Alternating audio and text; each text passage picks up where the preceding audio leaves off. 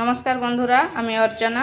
তো আজকে আমি নিয়ে এসেছি সম্পূর্ণ নিরামিষ শিম আলুর তরকারি। এটা এই শীতের দুপুরে গরম ভাতের সাথে খেতে কিন্তু দারুণ লাগে।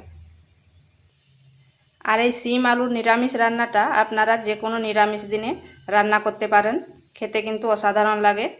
তো চলুন দেখে নেওয়া যাক আমি কিভাবে এই নিরামিষ রান্নাটা করি। এখানে আমি নিয়েছি 250 গ্রাম শিম। এরপর শিমের এই শিরগুলোকে ছুলে নিচ্ছি আর ভালোভাবে কেটে নিচ্ছি। শিমগুলোকে আমি দুভাগ করে কেটে নিয়েছি আর শিমের যে শিরগুলো ছিল সেগুলোকে বাদ দিয়ে দিয়েছি। আর আলুগুলো এভাবে লম্বা লম্বা করে কেটে নিয়েছি।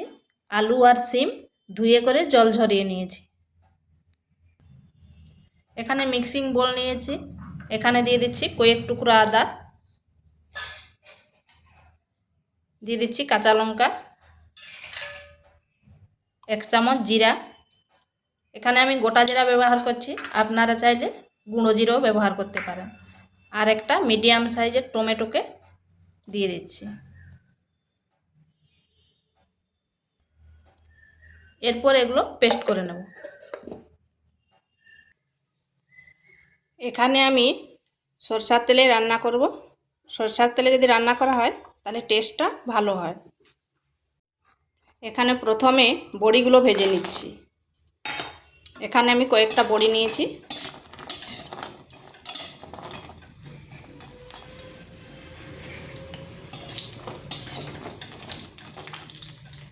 এই নিরামিষ রান্নায় অবশ্যই বড়ি দেওয়ার চেষ্টা করবেন। বড়ি দিলে গন্ধটাও দারুণ হবে আর টেস্টটাও দ্বিগুণ বেড়ে যাবে।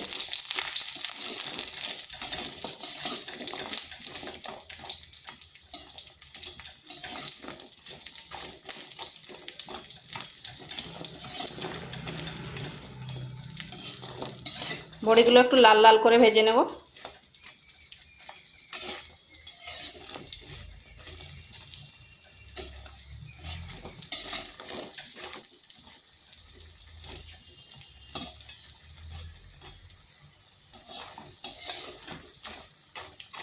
বড়িগুলো ভাজা হয়ে গেছে, এরপর তুলে নিচ্ছি। দিয়ে দিচ্ছি কেটে রাখা আলুগুলো।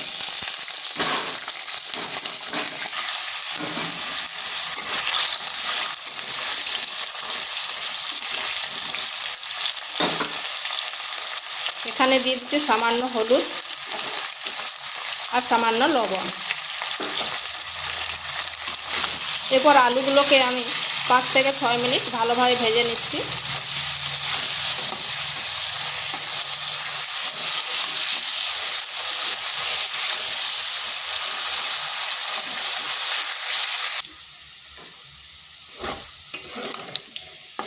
আলুগুলোকে একটু লাল লাল করে ভেজে নেব।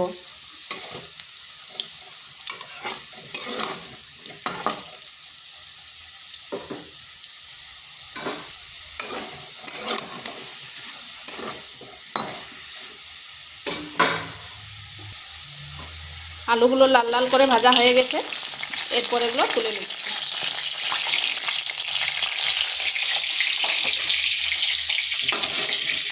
এখানে আরেকটু তেল দিয়ে দিচ্ছি আর ফোড়নে দিচ্ছি কালো জিরে।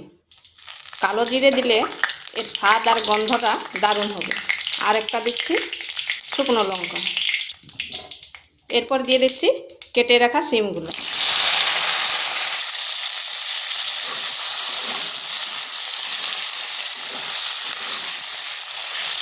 এই নিরামিষ রান্না যদি পাঁচফোড়ন দেওয়া হয়, এই নিরামিষ রান্নায় যদি কালো জিরে দেওয়া হয় তাহলে কিন্তু এর গন্ধটা দারুণ হবে আর টেস্টটাও দারুণ হবে। এখানে দিচ্ছি লবণ আর দিচ্ছি সামান্য হলুদ। এরপর আঁচটা হাই আঁচে রেখে শিমগুলো একটু ভেজে নিতে হবে।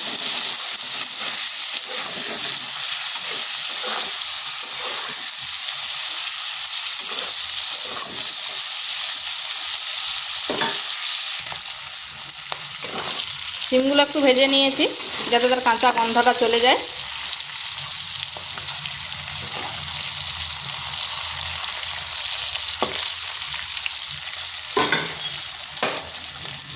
এরপর এই মাঝখানে দিচ্ছি যে আদা আর লঙ্কার পেস্টটা করে রেখেছি, টমেটো, আর দিয়ে দিচ্ছি সামান্য হলুদ গুঁড়ো, ধনে গুঁড়ো আর লঙ্কার গুঁড়ো। ঝালটা অবশ্যই আপনারা আপনাদের আন্দাজ মতো দিবেন। এখানে তো কাঁচা লঙ্কা দেওয়া আছে, তাই আমি একটু কম দিলাম।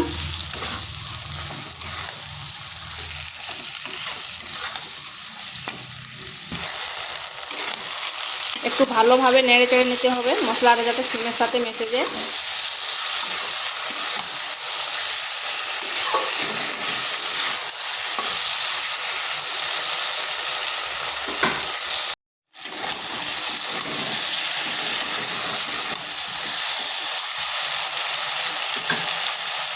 এরপর এখানে দিয়ে দিচ্ছি আলুগুলো, যে ভেজে রেখেছিলাম আলুগুলো, সেগুলো দিয়ে দিলাম। এরপর ভালোভাবে আলু, সিম আর এই মশলাগুলো মিশিয়ে নিচ্ছি। আর তার সাথে মশলাটাও ভাজা হয়ে যাচ্ছে, যাতে মশলার যে একটা কাঁচা গন্ধ ছিল সেটাও চলে যাবে।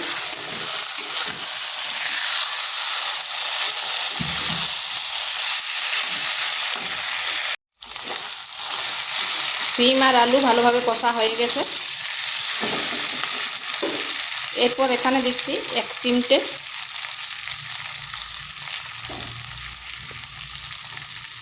এরপর এখানে দিচ্ছি 1 চিমটে চিনি। এটা আপনারা নাও দিতে পারেন।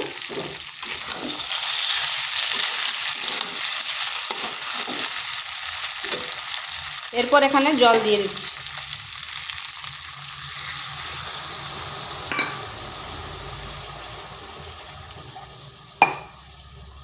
আমি এখানে বাটি মেপে 1.5 বাটি জল দিচ্ছি, কারণ একটু ঝোল ঝোল রাখবো তো।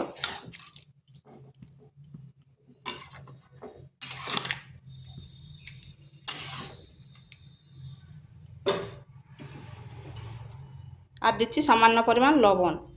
এটা আপনারা একটু চেক করে দেখবেন, কারণ ঝোল করব ওই জন্য একটু লবণটা দিলাম।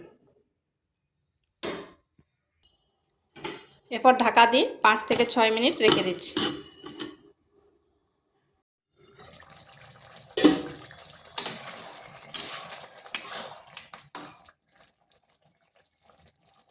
আলুগুলো সিদ্ধ হয়ে গেছে। এরপর এখানে দিয়ে দিচ্ছি ভাজা বড়িগুলো।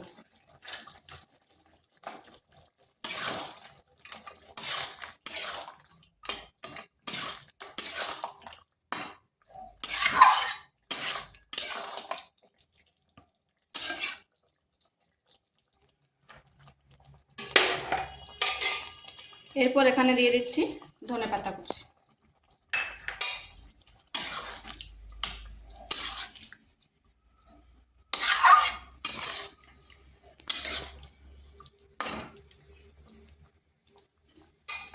এবার ঢাকা দিয়ে 2 থেকে 3 মিনিট রেখে দিচ্ছি।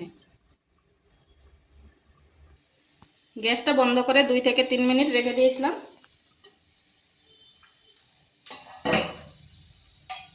তো এটা আমার এখন সার্ভ করার জন্য রেডি হয়ে গেছে।